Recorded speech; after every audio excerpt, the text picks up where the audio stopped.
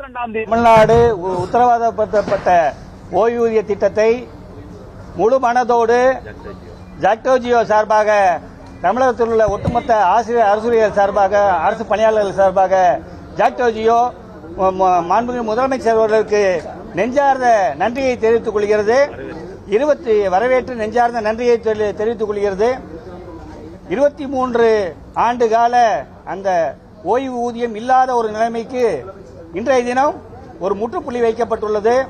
அதோடு மட்டுமல்லாமல் ஜாக்டோஜியோ நேற்று நான் சொன்னேன், ஜாக்டோஜியோ இன்றோட 9 ஆண்டை நிறைவு செய்து 10வது ஆண்டில் அடி வைத்து வைக்கக்கூடிய ஒரு சூழ்நிலையில் ஜாக்டோஜியோவோட ஒற்றை கோரிக்கை, பிரதானமான கோரிக்கை, எல்லா அமைப்புகளுக்குமான கோரிக்கையான அந்த ஓய்வூதிய திட்டத்தை மாண்புமிகு முதலமைச்சர் அவர்கள் நாங்கள் எதிர்பார்த்தபடி வழங்கியுள்ளமைக்கு மீண்டும் ஒருவரை அரசூழியர் ஆசிரியர்கள் அரசு பணியாளர்கள் சார்பாக நெஞ்சார்ந்த நன்றியை தெரிவித்துக் கொள்கிறேன். ஜாக்டோஜியோவின் சார்பாக 23 ஆண்டுகால போராட்டம் இன்றைய தினம் இன்றைய நாளிலே முடிவுக்கு வந்திருக்கிறது. தமிழகத்திலே மக்களுக்கும் மாணவர்களுக்கும் விடியலை கொண்டு வரக்கூடிய வகையிலே விடியல் ஆட்சியை நடத்தி கொண்டிருக்கக்கூடிய விடியல் நாயகன் மாண்புமிகு தமிழ்நாட்டினுடைய முதலமைச்சர் அவர்கள் 6.25 லட்சம் ஆசிரியருடைய கோரிக்கையை ஏற்று எங்களுடைய வாழ்வாதாரமான கோரிக்கையான புதிய பங்களிப்பு ஓய்வு திட்டத்தை முற்றிலுமாக ரத்து செய்து பழைய ஓய்வு திட்டத்தை நாங்கள் அறிவிக்க வேண்டும் என்று போராடி வந்தோம். நாங்கள் எதிர்பார்த்ததற்கு மேலாக பணி நிறைவு பெறக்கூடிய ஆசிரியர்கள், அரசு ஊழியர்கள், அரசு பணியாளர்களுக்கு 50% ஓய்வூதியத்தை அறிவித்திருக்கிறார். அது மட்டுமல்ல, இறப்பு பணிக்கொடையாக இறந்தவர்களுக்கு 25 லட்சம் ரூபாய் வழங்கப்படும் என்று சொல்லியிருக்கிறார்கள். வெறும் ஓய்வூதியம் மட்டுமே வழங்கப்பட வேண்டும் என்ற வதந்திகள் கிளம்பிய நிலையிலே மாண்புமிகு தமிழ்நாட்டுடைய முதலமைச்சர் அவர்கள் எங்களை கருணையோடு பார்த்து அகவிலைப்படியுடன் கூடிய ஓய்வூதியத்தை வழங்குவோம் என்ற உறுதியை தெரிவித்திருக்கிறார். உண்மையிலேயே 4.5 ஆண்டு காலம் நாங்கள் எல்லாம் மென்மையான போக்கிலே போராடி கொண்டிருக்கிறோம் என்று பத்திரிகையாளர்கள் எங்களை விமர்சித்தார்கள். இந்த போராட்டத்திற்கு தமிழ்நாட்டுடைய முதலமைச்சர் அவர்கள் இன்றைய தினம் முடிவினை எட்டியிருக்கிறார். நாங்கள் எதிர்பார்த்த அந்த ஓய்வூதிய திட்டம் தமிழகத்திலே அமல்படுத்தப்பட்டிருக்கிறது. ஜாக்டோஜியோ பேரமைப்பு முழுமையாக அதை வரவேற்கிறது. அதற்கு மேலாக எங்களுடைய மிக முக்கியமான கோரிக்கையான 2003க்கு பின்னால் இன்றைய தேதி வரை பணி நிறைவு பெற்றவர்கள் இறப்பு காரணமாக இறந்தவர்களுக்கெல்லாம் 48,000 பேருக்கு ஒரு கருணை ஊதியமாவது வழங்கப்பட வேண்டும் என்று கேட்டுக் கொண்டிருந்தோம். அதையும் மாண்புமிகு தமிழ்நாட்டுடைய முதலமைச்சர் அவர்கள் அறிவித்திருப்பதை ஜாக்டோஜியோ பேரமைப்பு பெரு மகிழ்வோடு நன்றியோடு வரவேற்கிறது. அது மட்டுமல்ல, நேற்றைய தினம் எங்களோடு பேசிய மாண்புமிகு பொதுப்பணிகள் துறை அமைச்சர் அவர்களும் மாண்புமிகு நிதித்துறை அமைச்சர் அவர்களும் 10 அம்ச கோரிக்கைகளை நாங்கள் நிறைவேற்ற வலியுறுத்தி வந்தோம். மற்ற கோரிக்கைகளையும் நிச்சயமாக விரைவிலே இந்த ஜனவரி மாதத்துக்குள் நாங்கள் நிறைவேற்றுவோம் என்ற உறுதியினை தெரிவித்திருக்கிறார்கள். இப்பொழுது மாண்புமிகு தமிழ்நாட்டு முதலமைச்சரை சந்தித்து அதையும் தெரிவித்திருக்கிறோம். நிச்சயமாக தமிழ்நாட்டுடைய முதலமைச்சர் அவர்கள் எங்களுடைய அத்தனை கோரிக்கையிலும் தேர்தல் அறிவிப்பிற்கு முன்னால் நிறைவேற்றுவார் என்று ஜாக்டோஜியோ பெரிதும் நம்புகிறது. நன்றி. வின்சென்ட் பால்ராஜ், மாநில ஒருங்கிணைப்பாளர், ஜாக்டோஜியோ. முதலமைச்சர் ஓய்வூதியத்தை அறிவித்ததன் அடிப்படையில் இதர கோரிக்கைகளும் நிறைவேற்றுவார் என்ற நம்பிக்கை எங்கு பிறந்துள்ள அடிப்படையில் ஜனவரி 6 முதல் நடைபெறக்கூடிய காலவரையற்ற வேலை நிறுத்த போராட்டத்தை ரத்து செய்கிறோம். விரைந்து வெளியிடுவதாக சொல்லியிருக்கிறாங்க. நாங்க மகிழ்ச்சியோடு எதிர்பார்த்து அறிவுக்கு எதிராக விதிமுறைகள் எதுவும் வர வாய்ப்பில்லை. எந்த விதிமுறைகள் வந்தாலும் நான் முதலமைச்சர் சென்று முறையிடுவோம்.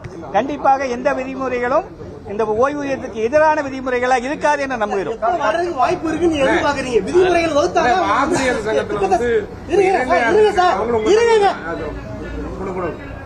அதாவது விதிமுறையில வகுத்தாதான் இந்த ஸ்கீம் வந்து செயல்படுத்த முடியும்.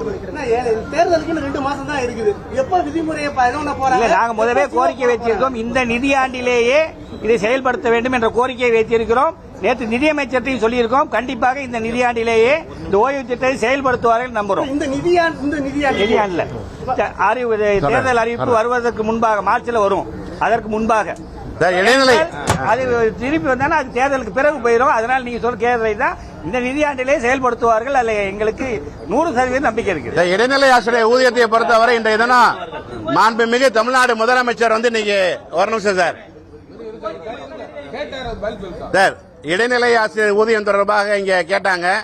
இன்று காலையிலே மாண்புமிகு பள்ளிக்கல்வித்துறை அமைச்சர் அவர்கள் செய்தியாளர் சந்திப்பிலே அதற்கான முடிவினை இன்றைய சிபிஎஸ்இ தொடர்பான அறிவிப்பிற்கு பின்னால் தீர்வு காண்போம் என்ற உறுதியை தெரிவித்திருக்கிறார். நாங்கள் தொடக்க கல்வி ஆசிரியர் இயக்கங்களின் சார்பாகவும் இன்று காலையிலே மாண்புமிகு பள்ளிக்கல்வித்துறை அமைச்சர் அவர்களை சந்தித்து இடைநிலை ஆசிரியர்களுக்கு அவர்கள் எதிர்பார்க்கக்கூடிய அந்த ஊதிய முரண்பாடுகளை களைவதோடு மட்டுமல்ல, மத்திய அரசுக்கு இணையான அந்த விடுபட்ட ஊதியத்தையும் வழங்கக்கூடிய வாய்ப்பினை பெற்றுத்தர வேண்டும் என்று மாண்புமிகு பள்ளிக்கல்வித்துறை அமைச்சர் அவர்களை கேட்டிருக்கிறோம். நிச்சயமாக இன்றைய தினமே அதற்கான தீர்வும் எட்டப்படும் என்று நம்புகிறோம். 2004க்கு பிறகு பணியமர்த்தப்பட்டுள்ள தன்பங்களிப்பு ஓய்வூதியத்தில் பணிபுரியக்கூடிய ஆசிரியர்கள், அலுவலர்களுக்கு, பணியாளர்களுக்கு இன்றைய தமிழ்நாட்டின் முதலமைச்சர் அவர்கள் அறிவித்த அறிவிப்பு என்பது அமிர்தம் போன்றது. ஆகவே நீங்கள் கேட்கக்கூடிய பிற கோரிக்கைகள் குறித்தும் மாண்புமிகு தமிழ்நாட்டின் முதலமைச்சர் அவர்கள் சிறந்த முடிவினை, நாங்கள் எதிர்பார்க்கக்கூடிய முடிவினை அறிவிப்பார்கள் என்று எதிர்பார்க்கிறோம். மித்த மகிழ்வோடு எதிர்பார்த்துக் கொண்டிருக்கின்றோம்.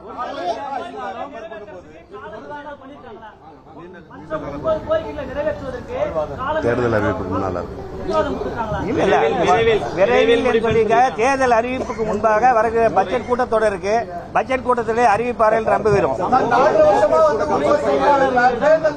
சம்பந்தப்பட்ட துறை செயலாளர்களிடம்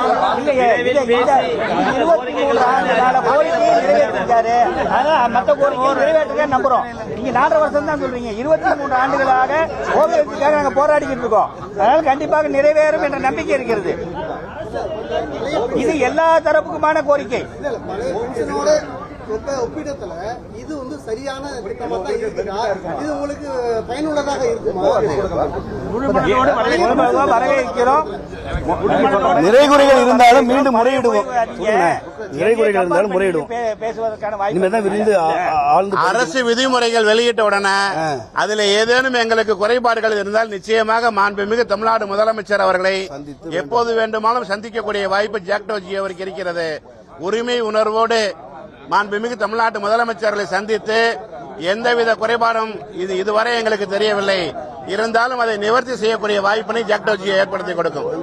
முதல்வர் ஜாக்டோஜி மீது நம்பிக்கை வைத்து எங்களுடைய கோரிக்கைகளை நிறைவேற்றிருக்க கண்டிப்பாக இதர கோரிக்கையிலும் தேர்தலுக்கு முன்பாக நிறைவேற்றுவார் என்ற நம்பிக்கை எங்களுக்கு 100% இருக்கிறது.